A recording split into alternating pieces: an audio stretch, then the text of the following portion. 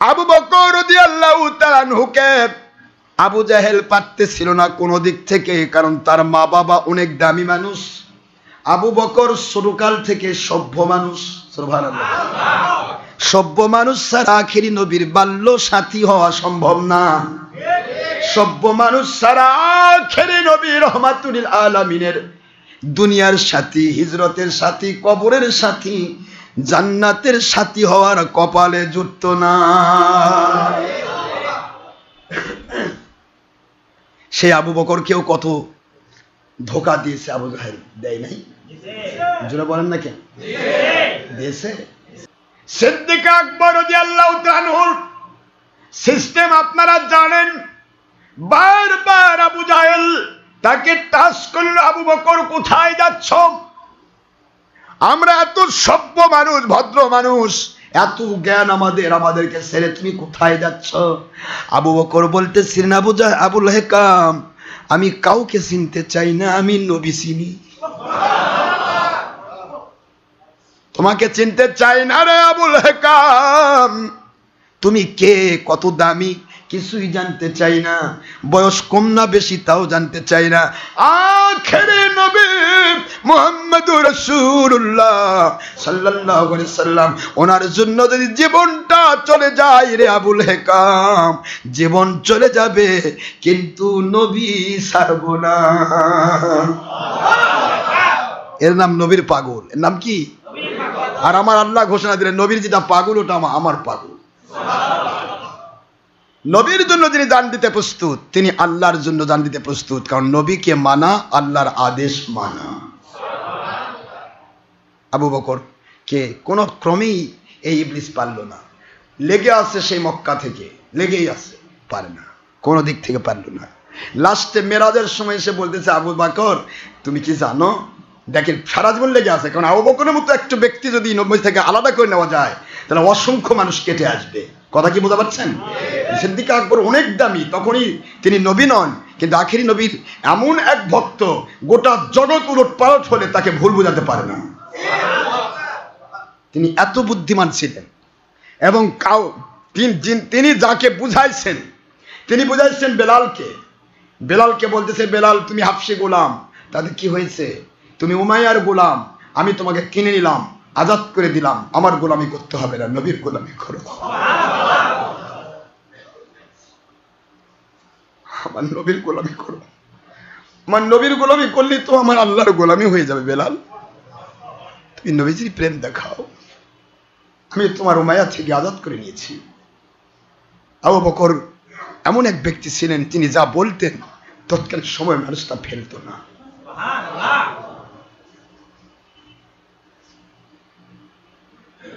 সিদ্দিক আকবর চতুর্মুখী বিপদে পড়া মানুষগুলোকে সিলের মতো দৌড় দিয়ে যায় আর তাদেরকে নিয়ে পাগলের মতো আজাদ করে দেয়। নিজের জীবনদের সব দিয়ে, জমি বিক্রি করে, বাগান বিক্রি করে, নিজের জীবনের সর্বস্ব বিক্রি করে আমার নবীজির কোন সাহাবী কোথায় আবু জাহেলের খপ্পরে পড়ে বিপদে পড়েছে, দৌড় দিয়ে গিয়ে সিলের মতো ছোঁ মেরে তাদেরকে আমার নবীজির গোলাম বানায়া ফেলে।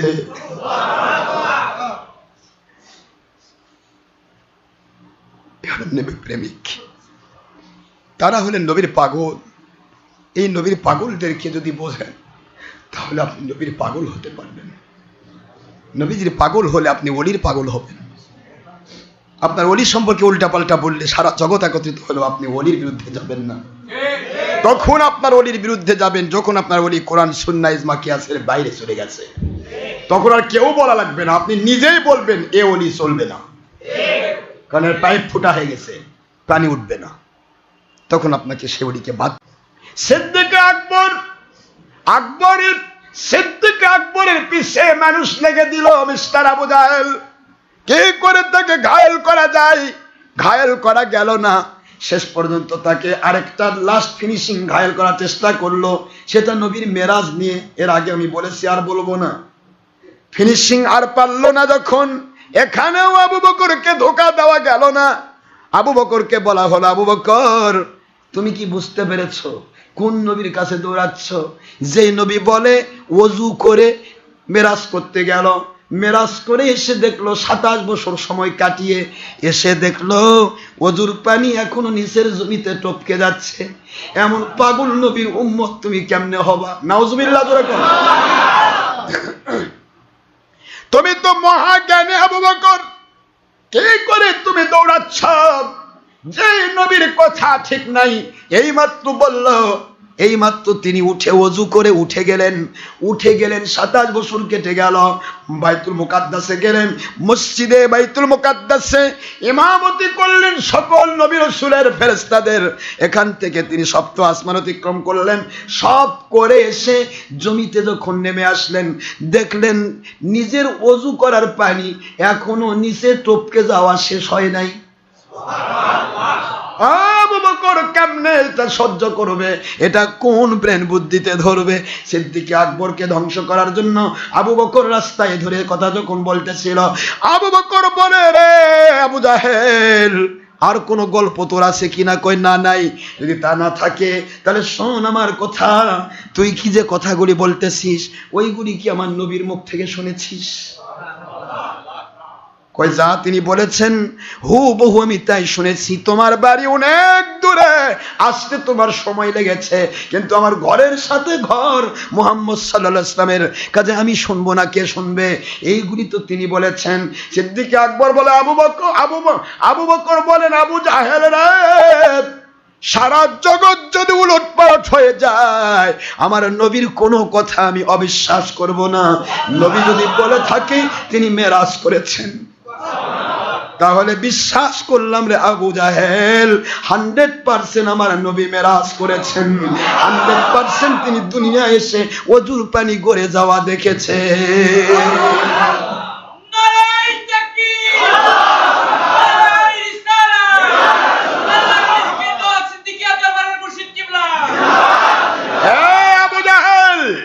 আর কে যেহেতু বলতে চাস আমার নবী মেরাজ করার কথা যদি বলে থাকেন, জীবনে বাল্যকাল থেকে আমি আমার নবীর পিছে থাকি রে আবু জাহেল। আমার নবীকে কোনোদিন মিথ্যে বলতে শুনি নাই, ধোঁকা দিতে দেখি নাই, কারো কাছে ছলচাতুরি করতে দেখি নাই। একটা কথা বললো ওইটা এদিক সেদিক করা দেখি নাই।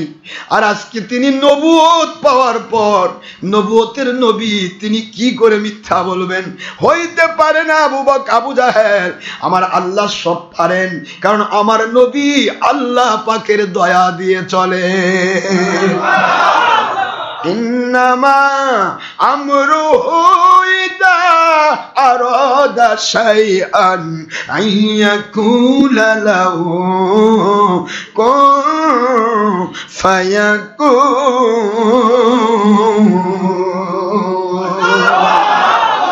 আল্লাহর জন্য রাতকে দিন করা, দিনকে রাত করা, মৃতকে জিন্দা করা, জিন্দাকে মৃত করা, দুনিয়ার সব জায়গার সবকিছু উল্টা পাল্টা করে দেওয়া। রাতকে দিন করা শুধু নয়, মৃত মানুষকে জিন্দা করা, জিন্দা মানুষকে মৃত বানানো, এগুলি আমার আল্লাহর কাছে কিছুই নয় রে আবু জাহেল। আমার আল্লাহর কাছে শুধু কোন শব্দের বহিঃপ্রকাশ বলবেন হয়ে যা, সঙ্গে সঙ্গে হয়ে যায়।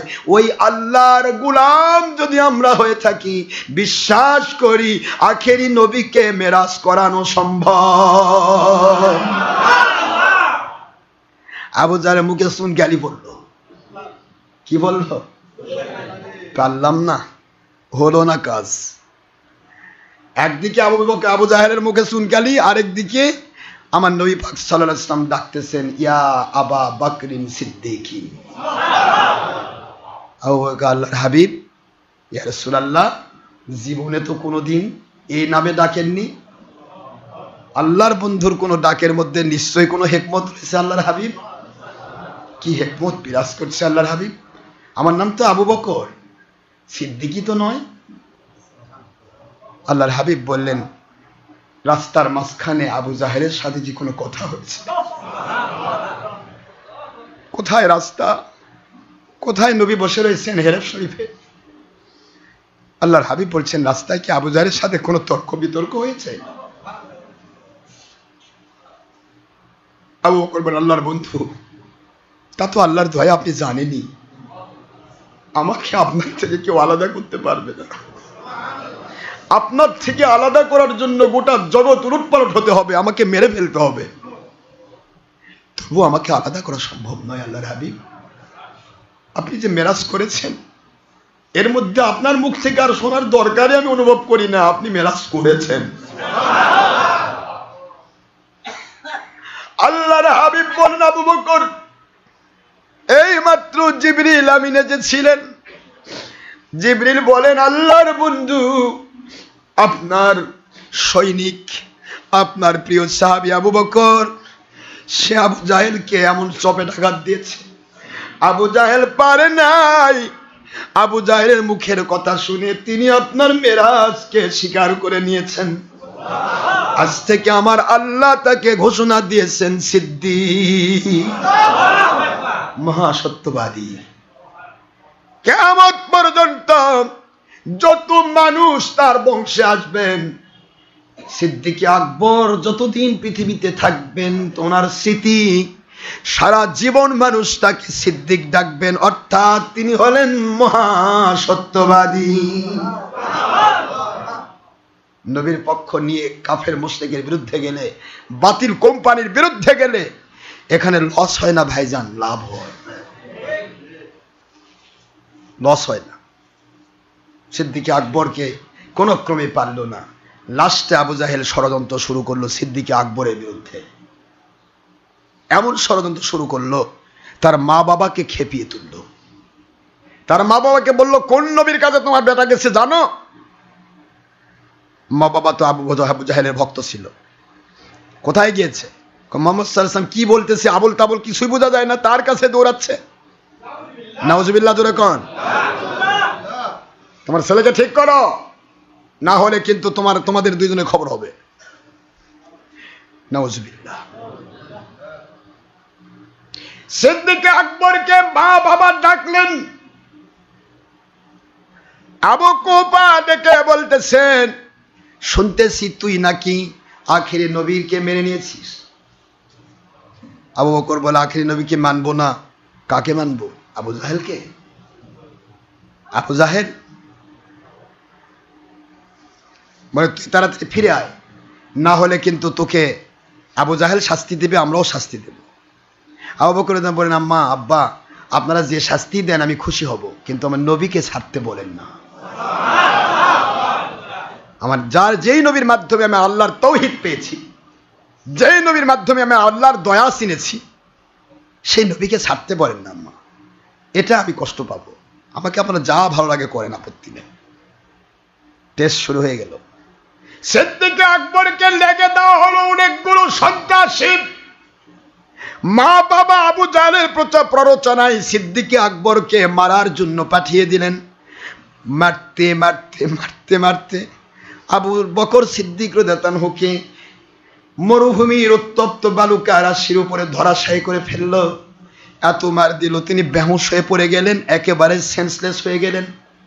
এমন সেন্সলেস হয়ে গেলেন, আরে যেই মানুষটি কাফেরদের মার থেকে সিলের মতো সৌ মেরে গিয়ে এই হাবশি গোলামকে রক্ষা করলেন, কত মানুষকে রক্ষা করতেছেন, আজকে সেই মানুষ মা বাবার কোপানলে পড়েছে আবু জাহেলের প্ররোচনায়, সেই মানুষকে মারা হচ্ছে। আল্লাহর হাবিব ইচ্ছে করলে ওই মুহূর্তে আবু বকরকে আল্লাহর দয়া দিয়ে রক্ষা করতে পারতেন, কিন্তু দুনিয়াবাসীকে জানাচ্ছেন, আল্লাহ এবং নবীর সন্তুষ্টি পেতে হলে অবশ্যই কষ্ট পেতে হয়। মজা লুটাবেন, সাজা মানবেন না, তা হতে পারে না। আল্লাহর হাবিব সাইলেন্ট থাকলেন, সব তিনি জানেন, কিছুই বললেন না।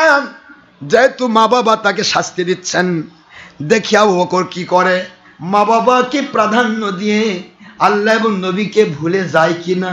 আসলে তো ভুলবে না, তা আল্লাহ এবং নবী ঠিকই জানেন, দুনিয়াবাসীকে জানানোর দরকার। সিদ্দিক আকবর সেন্সলেস হয়ে গেলেন, একেবারেই তিনি সেন্সলেস। মা বাবা মনে করলো ছেলে মারা গেছে, মারা যাওয়া ছেলের কাছে চলে গেছে। যাওয়ার পরে লক্ষ্য করে দেখেন আমার আল্লাহর দয়ায় সিদ্দিক আকবর দুই চোখ মোবারক খুলে ফেললেন। খুলে আস্তে করে মায়ের দিকে চোখ পড়ে, বাবার দিকে চোখ পড়ে। মা বাবা বলে, বাবা আমরা তোমাকে মেরে নিয়েছি, তুমি মন খারাপ করো না, আমাদেরকে তুমি ভুল বুঝো না। যেহেতু আবু জাহেল পুরা এলাকার শাসক, সে যদি অসন্তুষ্ট হয় আমাদের উপরে অত্যাচারের স্টিম রোলার চালু হয়ে যাবে। তার অত্যাচার থেকে বাঁচার জন্য বাবা আমরা তোমাকে শাস্তি দিয়েছি, তুমি দয়া করে কি চাচ্ছ বলো।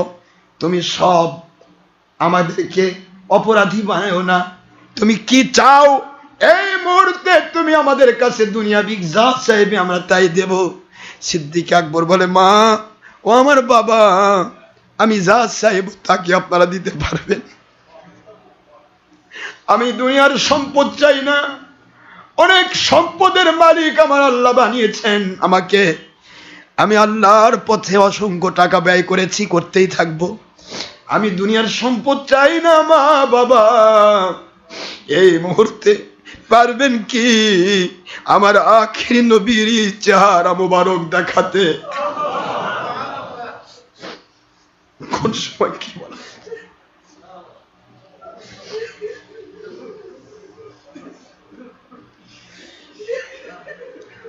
চাচ্ছি না কি করে নবী থেকে আলাদা করা যায়, কিন্তু কোন ক্রমে সম্ভব হলো না। মা বাবা দুইজন বলে, বাবা যার জন্য তুমি সেন্সলেস হয়েছো, মরেই গিয়েছিলে, জানতাম না তুমি হয়তো মরেই গেছো, তারপরেও তাকে বলবে না? কি পেয়েছো নবীর কাছে? আবু জাহেল যতই কষ্ট দেখলে আবু বকর, তোর মা বাবা তোর সাথে নবীর পক্ষে রয়েছে।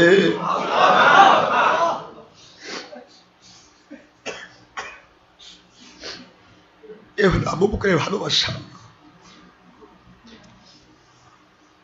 নবী ভুলবেন না সোনার ভাইরা, দুনিয়ার সব ভুলতে পারি, নবী ভুলতে পারবো না। নবীজির মাধ্যমে আমি জান্নাত পাবো, নবীর মাধ্যমে আল্লাহ পেয়েছি, নবীর মাধ্যমে কোরআন পেয়েছি, হাদিস পেয়েছি, নামাজ রোজা হজ যাকাত জান্নাতের চাবি পেয়েছি। আর সে নবীকে মাইনাস করে দিয়ে পৃথিবীর কিছু থাকবে না ভাইজান, কিছুই থাকবে না।